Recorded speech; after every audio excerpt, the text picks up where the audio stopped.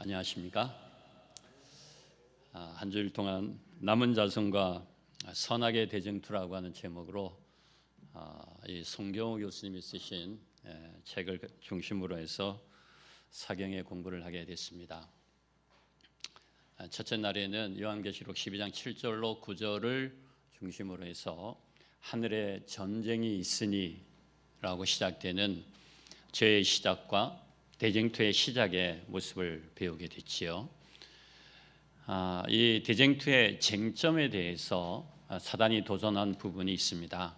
하나님의 율법과 하나님의 품성과 하나님의 주권에 대해서 도전을 해서 지킬 수 없는 법, 하나님의 품성은 사랑이 아니시다, 하나님의 주권은 하나님은 전제군주다, 독재자다, 이렇게 이 하늘에 전쟁이 있으니라고 시작된 선악의 대쟁투의 모습을 우리가 보게 되고요. 요한계시록 12장 9절로 10절에 등장하는 10절로 11절에 등장하는 것은 예수님께서 십자가의 죽으심으로 그리스도의 그 낮아지심이, 십자가의 죽으심이 우리 하나님의 사단의 도전에 대한 해답이요 답변이 되셨다 하는 사실을 말씀을 드렸습니다.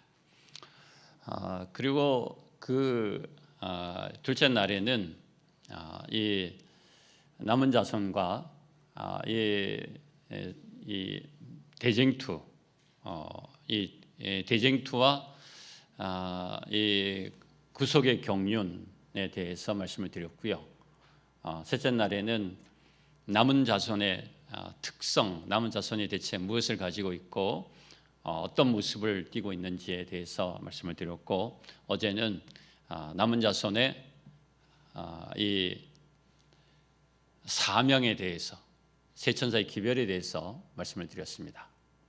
오늘은 이 남은 자손이 마지막으로 경험해야 되는 재림전 심판에 대해서 말씀을 드리고자 합니다. 이 조사 심판이라고도 하고 재림전 심판이라고도 하는 이 심판은 대체 대상이 누가 그 심판을 경험해야 하는가?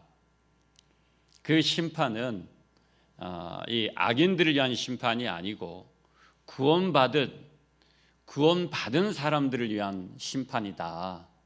구원받은 사람들의 날 때부터 죽을 때까지 그리스도의 구원 안에 살아온 모습에 대한 심판을 하는 것이라고 기억하시면 되겠습니다. 정리하자면 그런 것이죠. 2019년 12월 달에 이 법정에서 아주 유명한 판결이 하나 나왔습니다. 그 판결은 윤석열 씨에 대한 재심 청구가 일어났지요. 윤석열 씨가 누군지 아십니까? 잘 모르시죠? 1986년부터 1991년까지 화성에서 연쇄 살인 사건이 있었습니다. 그 연쇄 살인 사건으로 말미암아 여성들만 무차별로 해서 10명이 죽었습니다. 살인이 일어났죠. 그런데 그 5년 기간 동안에 벌어진 이 10명의 살인 사건의 용의자로 여러 사람들이 등장을 했다가 이 사람 억울하게 이 윤석열 씨가 이 용의자로 붙잡혀서 감옥에 20년 동안 억울한 옥살이를 했습니다. 그러다가 2019년 12월 달에 우리나라의 과학기술이 너무 발달을 해서 DNA를 막 추적하다가 그 옛날 화성 연쇄 살인 사건에 있었던 DNA 조각을 하나 찾았는데, 그 조각에서 나온 것이 누군가 하면 이춘재라고 하는 사람의 조각이었어요. 그런데 이춘재 씨는 1991년 이후에 어디에 들어가 있었는가 하면 사람을 죽인 것으로 인해서 감옥에 들어가서 징역 살이를 교도소에 있는 중이었거든요.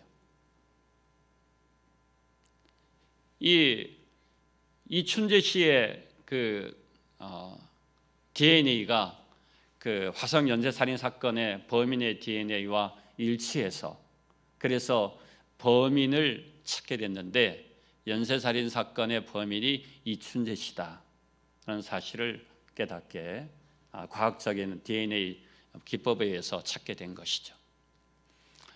문제는 여기 등장하는 윤석여 씨가 20년 동안 억울한 옥살이를 했다고 하는 것입니다.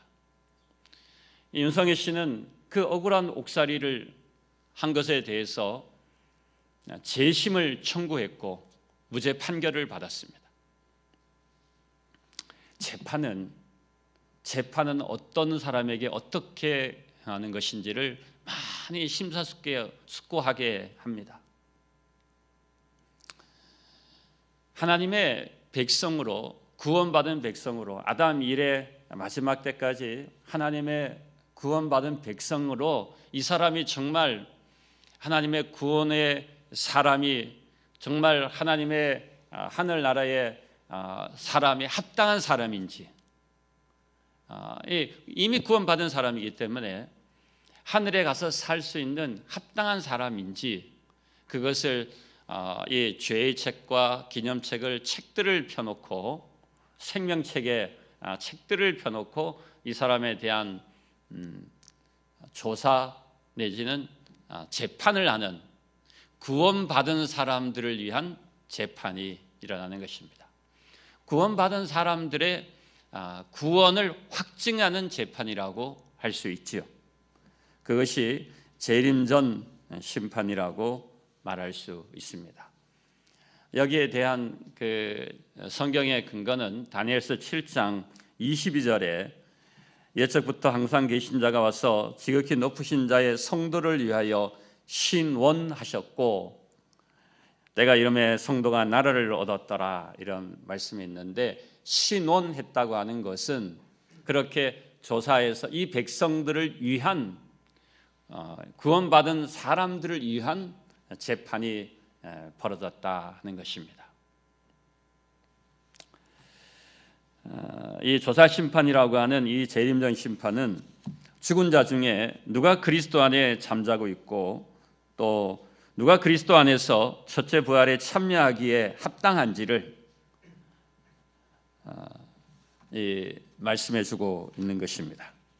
뿐만 아니라 살아있는 사람들 가운데도 누가 여기에 그리스도 안에 있고 또 하나님의 계명과 예수의 믿음을 지키고 있고 그러므로 그분의 영원한 나라에 들어가도록 승천할 준비가 되어 있는지 분명히 알려주는 것이 재림전 심판, 조사 심판이라고 말할 수 있습니다.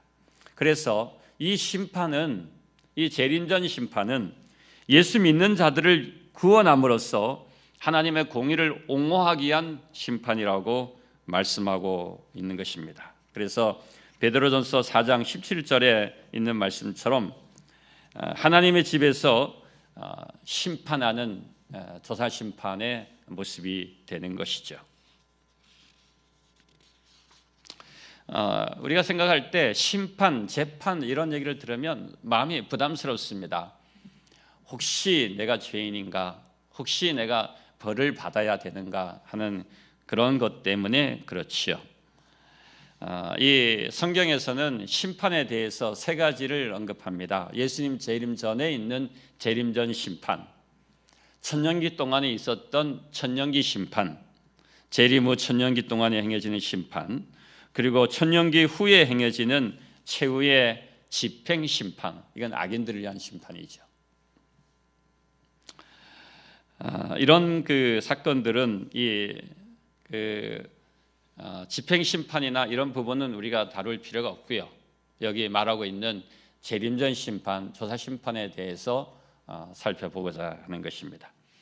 재림전 심판은 누구를 위한 심판이라고요? 대상이 누구예요? 구원받은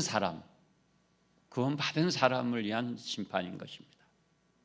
이 사실을 머릿속에 꼭 기억해 두셔야 됩니다. 예수님의 재림이 임합니다.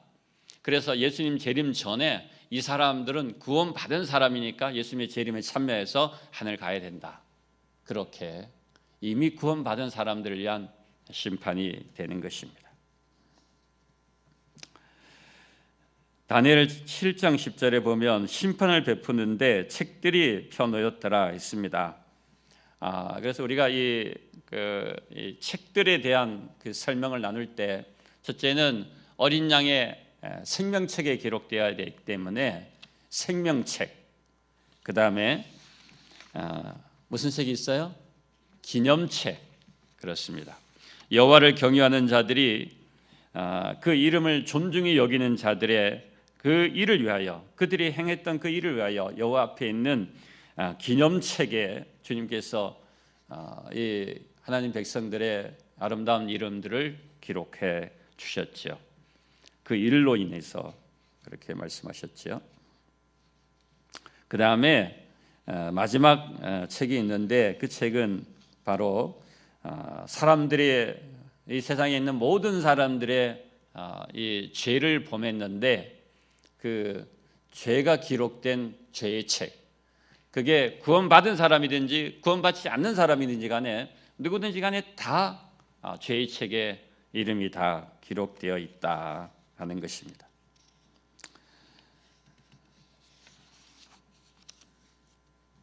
그래서 재림전 심판의 대상에 대해서 성도들을 위한 심판, 이런 의미를 기억해 주시면 되겠습니다. 하늘 지성소에서 행해지는 재림전 조사 심판은 자신의 죄를 회개하고 칭의와 회심을 경험한 사람들만을 대상으로 하는 재림전 심판이다. 예수님의 십자가의 구원의 옷, 입혀주시는 의의 옷을 입은, 예수님을 믿음으로 말미암아 구원받은 그 의의 옷을 입은 그 사람들이 대상이 되는 것입니다. 죄를 미워하고 진정한 회개를 경험한, 죄를 슬퍼한 사람들을 위한 그 심판이, 그 사람들이 대상이 된다 하는 사실을 기억하시면 되겠습니다. 이 심판의 대상이 되는 그 사람의 특징은 어느 한 부분만 이 조사 심판을 하는 것이 아니라 그 구원받은 사람의 날 때부터 자라면서 예수님 안에 살면서 또 계속적으로 예수님 안에 살아와서 마지막에 죽을 때까지 전생에 대한, 구원받은 사람의 전생에 대한 심판이다, 이런 사실을 기억하시면 되겠습니다. 그렇다면 이 재림전 심판의 목적은 대체 무엇인가 하는 것입니다. 재림전 심판의 목적은 이 재림전 심판을 통해서 구원받은 사람들에게 죄에 대한 용서를 의미하는 것이 아니라 그 사람들이 지은 죄를 도말하기 위한 목적이 있다. 뭐라고요? 죄의 도말이라고 하십니다. 죄에 대한, 구원받은 사람들의 죄가 소멸되고 도말되기 위한 것입니다.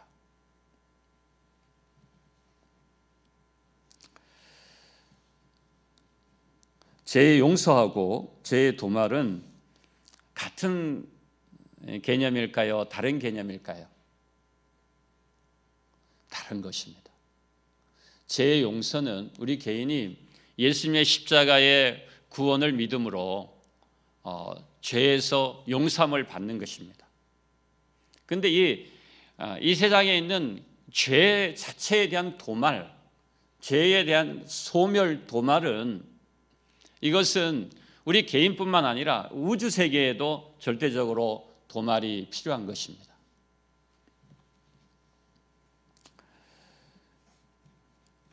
구원을 받는데 죄를 용서받는 것만으로 충분하지 않나. 우리가 이 생각들을 좀 해보면서 죄의 도말과 죄의 용서에 대해서 생각해 보는 것은 이 구속의 경륜에 있어서 죄를 용서하시는 것은 내 죄가 내 개인에 의해서 내 죄가 용서받았구나 하는 내 편에서의 생각이고, 죄의 도말은 하나님 편에서 내 죄에 대해서 도말을 해야겠다고 하는 죄의 완전한 소멸을 의미하는 것입니다. 이것은 사람이 만든 구원의 계획이 아니라 하나님의 계획이라고 하는 사실이죠. 이 죄의 도말이라고 하는 것은 사람의 관점이 아니라 하나님께서 하나님의 관점으로 이해해야 하는 것입니다. 그래서 죄인을 위한 죄의 도말은 하나님의 구속의 경륜에 있어서 구원의 사업의 첫 단계에서 이루어지는 것이 아니라 이 구속의 경륜에 있어서 마지막 단계에 일어나는 사건이다 하는 것입니다.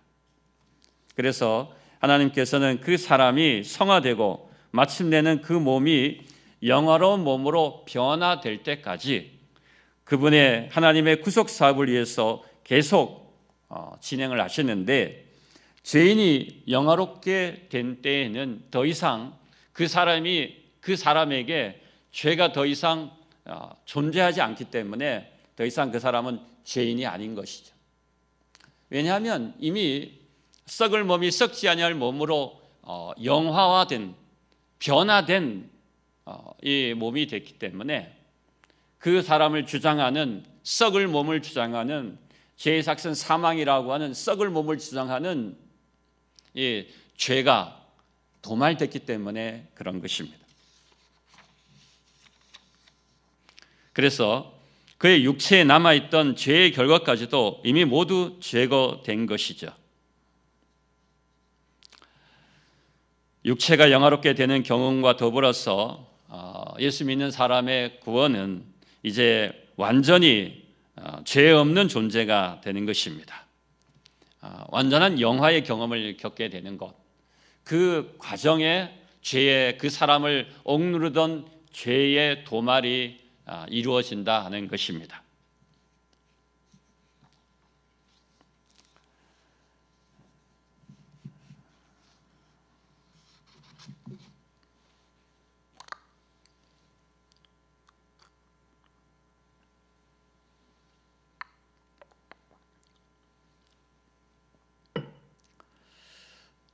그래서 구원받은 사람의 이 평생 이어지는 구원의 과정에서 죄의 도말은 죄의 용서와 못지않은 아주 중요한 위치를 차지하는데, 이런 그 죄의 도말은 하늘 기록책에서, 죄의 책에서 죄의 기록을 지우는 것을 의미하는 것입니다. 이것이 재림전 심판의 목적이라고 하는 것입니다. 재림전 심판을 왜 하느냐? 그 재림전 심판의 목적 자체가 죄의 도말을 위해서 그 일을 하는 것이다. 그 사실을 기억해 주시면 되겠습니다. 두 번째는 이 심판의 주된 목적은 사람이 구원받을 자격이 있는지를 조사하는 것이 아니라 구원받은 사람들이 왜 구원받았는지 그 이유를 보여주는 목적이 있습니다. 이 사람이 구원받은 것은 이것 때문에 구원받았다. 이 사람이 구원받은 것은 이러이러한 죄의 모습이 있음에도 불구하고 예수님의 십자가의 구원의 의의 옷을 입어서 그 그리스도 안에 살았기 때문에 그런 삶의 모습이 그로 하여금 구원받은 사람의 모습으로 이 사람은 정말 이 재림전 심판의 이 목적에 부합하는 사람이다, 이렇게 나타나는 것이죠. 다시 말하면 왜 구원받았는지를 보여주는 심판이다. 그 사람이 왜 구원받았는지, 무엇 때문에 구원받았는지를 보여주는 심판. 그리스도 안에 살았기 때문에, 그리스도의 의의 구원 속에 살았기 때문에, 그런 과정 때문에 그 사람이 이런 심판의 목적이 있다 하는 사실을 생각하게 되는 것입니다. 뿐만 아니라 세 번째는 이 심판은 성도들에게는 참 기쁜 소식인데, 다니엘 7장 22절에 있는 말씀처럼 지극히 높으신 자의 성도를 위하여 신원하는 심판,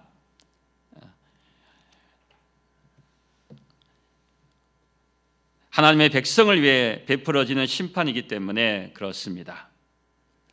내가 이렇게 이 신원이라고 하는 표현을 다시 이제 설명을 하면, 내가 하나님의 구원의 대상이 되었구나. 다시 말하면 이 재림전 심판에 내가 그 대상으로 들어왔다 하는 것은 내가 이제 구원받은 사람으로 확정이 되는 과정이다 하는 사실이죠. 의인의 심판을, 구원받은 사람, 의인을 위한 심판이죠. 그런데 악인을 위한 심판은 어디에 있는 것입니까? 천년기 후에 이 마지막으로 죄의 소멸을 위한 악인을 위한 심판, 집행 심판이 그때에 있는 그것이잖아요. 그러니 이 구원받는 사람의 내가 여기 참여한 조사 심판에, 재림전 심판에 내가 내 이름이 올라간 것만이라도 너무 감사한 거예요. 그렇지 않습니까? 내 이름이 그 재림전 심판에 올라간 것만이라도 감사한 것은 내가 정말 그리스도의 구원 안에, 그리스도의 생명의 기록 안에 들어가 있구나 하는 사실을 확증하는 것이기 때문에 그렇습니다. 이와 같은 목적들이, 재림의 심판의 목적이 있다 하는 사실을 말씀을 드렸고요. 그리고 결국 재림전 심판의 결과는 우리의 그리스도 안에 있는 사람들에게만, 그리스도 안에 있는 사람들에게 그 이름들이 해당이 된다, 이렇게 말씀을 드릴 수 있습니다. 하나님께서는 그런 우리를 향해서 곧 나는 나를 위하여 내 허물을 도말하는 자니 내 죄를 기억하지 아니하리라고 선언하셔서, 이기는 자는 내가 그 이름을 생명책에서 결코 지우지 아니하리라 했던 요한계시록 3장 5절에 있는 말씀처럼 생명책에 기록되는 심판인 것이죠. 그래서 재림전 심판은 하나님의 자녀들에 대해서 너는 내 백성이라고 하는 하나님의 마지막 인치심이라 하는 것이죠. 하나님께서 너는 내 백성이야, 마지막으로 최후의 도장을 찍는, 그렇게 내 백성이라고 확실히 증명하는 그런 인치심의 심판이다, 그렇게 말씀할 수 있습니다. 초기문집 48쪽, 예수께서는 지금 지성소에서 요 다음 부분입니다.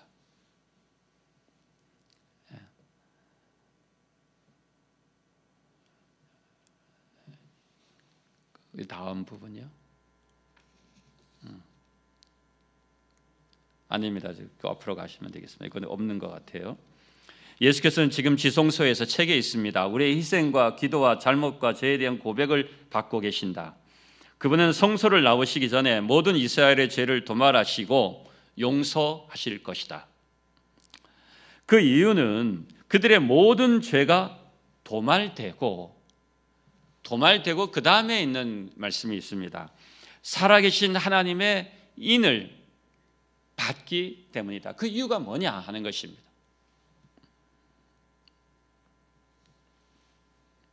예수께서 성소를 떠나실 때 거룩한 자는 그대로 거룩하고 의로운 자는 그대로 의롭다라고 하는 선언을 내리는 이유는, 하나님께서 하나님의 백성들의 그 이름을, 구원받은 백성들의 이름을, 그들의 그 이름에 해당되는 사람들에게 그 사람들의 모든 죄가 도말되고, 그리고 살아계신 하나님의 도장을 받아서 너는 내 백성이야 하고 딱 못을 박는 거죠. 그렇게 못을 박기 때문에 그렇습니다. 그래서 우리의 이름은 생명책에 영원히 보존되고 우리의 죄는 죄의 책에서 도말되는 것이죠.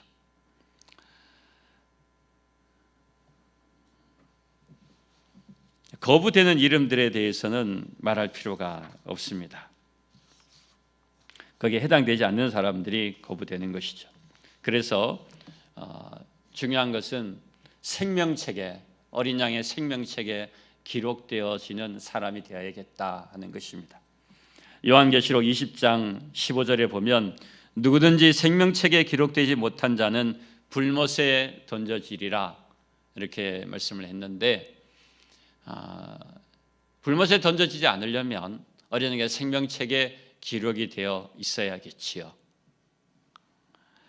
우리 모두가 다 어린 양의 생명책에 기록되는 저 여러분 되시기를 간절히 소망합니다. 이 재림전 심판과 그렇다면 선악의 대쟁투와는 무슨 관계가 있는가, 이런 사실을 좀 생각해 보겠습니다.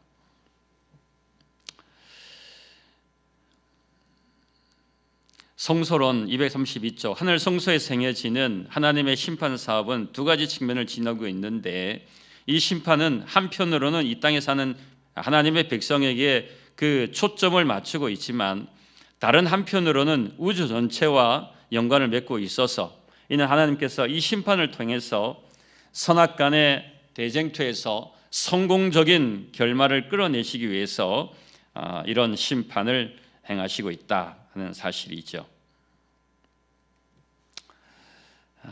이 재림전 심판은 선악의 대쟁투와 관련이 있습니다. 하나님의 백성들을 확정하는 것이고 죄의 도말이 같이 연결되는 것이기 때문에 재림전 심판의 사역이 죄의 도말을 또 대쟁투의 종식을 이끌어가는 아주 중요한 역할이라는 사실을 보여주고 있습니다. 그래서 이 세 가지 재림전 심판의 대쟁투적인 관점에서 중요한 의미를 살펴보면, 첫째는 하나님의 자녀의 구원을 우주 앞에서 공식적으로 확정하는 것이고, 둘째는 죄인에 대한 하나님의 구원 행위가 정당한 것이다, 정말 정당한 것이다 하는 것을 증명하고, 마지막으로 재림전 심판은 하나님이 행하시는 심판의 궁극적 목적이 죄를 제거하는 죄의 도말이라고 하는 사실을 보여주고 있다 하는 것입니다. 우리가 살아가는 이 세상에는 재판을 받아야 될 때가 많이 있죠. 감사하게도 저는 지금까지 죄를 지어서 감옥에 가본 적은 없습니다. 죄를 지어서 이 경찰서에 한번 죄인으로 가보신 적은 있습니까? 아니 교통법규 위반해 갖고 가서 벌점 맞아서 있는 거 가서 그렇게 하는 거 말고요. 어떻게든 무슨 일이든 간에 어떤 과실치사라든지 어떤 일이 있어서 이 경찰서에, 교도소에, 감옥에 가는 것은 참 우리의 자신의 그 모습이 아주 많이 망가지는 모습을 경험하게 됩니다. 그리고 이 그 형사 앞에나 검사 앞에 혹은 판사 앞에 설 때 보면 굉장히 두렵고 떨리는 것이죠.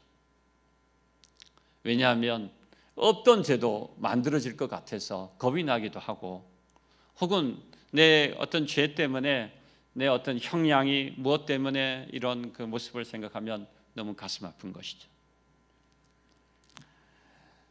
가보신 분도 계시겠지만 구치소나 교도소에 면회를 가보면 이 유리 창 너머에 있지 않습니까? 우리는 참 저는 이게 감사하게도 사회로부터 죄 때문에 격리되지 않는 이 세상에 살고 있지만, 이 세상에 죄를 지어서 격리된 상황에서 감옥 안에 들어가 사는 것은 또 다른 이 죄의 세상의 모습을 그대로 경험하며 사는 사람들이 모여 있는 것이죠. 우리는 그 안에 사는 사람이나 그 밖에 사는 사람이나 어떤 면에서 보면 똑같습니다. 결국 나중에는 죄의 결과로 죄에 대한 심판을 받을 수밖에 없습니다. 그래서 죄에 대한 심판은 결국 무엇이 되는가 하면 죄의 삭은 뭔데요? 사망이죠. 누구나 다 소망 없는 세상 사람들처럼, 죄악 세상 사람들처럼 이 죄의 결과에 이 심판을 받게 되어 있습니다.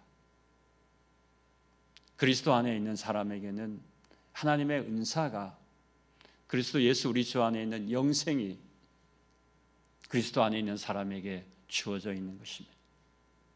그래서 우리가 살고 있는 그리스도 안에 있는 그리스도의 복음 안에, 소망 안에, 구원 안에 사는 사람이 얼마나 귀하고 소중한 가치를 지니고 있는가, 이 사실을 늘 기억해야 합니다. 그래서 연말 기도주의를 경험하면서 우리가 생각하는 것은 재림전 심판을 은혜의 시기 속에 죄 때문에 막 고민하고 회개하고 그런 시간을 갖지만은, 그래도 기도주일이 끝났을 때는 우리 주님께서 내 죄 문제를 다 짊어지시고 다 해결해 주시고 내 죄를 도말시켜 주셨다. 죄 용서뿐만 아니라 죄의 제거뿐만 아니라 내 죄를 도말시켜 주시는 주님께 우리 자신을 맡기는 것이죠. 사랑하는 성도 여러분, 우리에게는 우리 주님의 다시 오심이 우리의 생명이 되는 소망이 있습니다. 이 소망대로 신실하고 충성되이 은혜의 시기 속에서 매일매일의 개인적인 믿음의 선한 싸움뿐만 아니라 하늘 우주 전쟁에 일어나는 이 죄의 도말, 이 죄가 영원히 없었다 하는 그리고 하나님은 사랑이시다 하는 대쟁투에 있는 그 말씀을 늘 기억하고 믿음으로 굳게 서서 오시는 주님을 준비하고 맞이하는 저 여러분 되시기를 간절히 바라면서 말씀 마치겠습니다.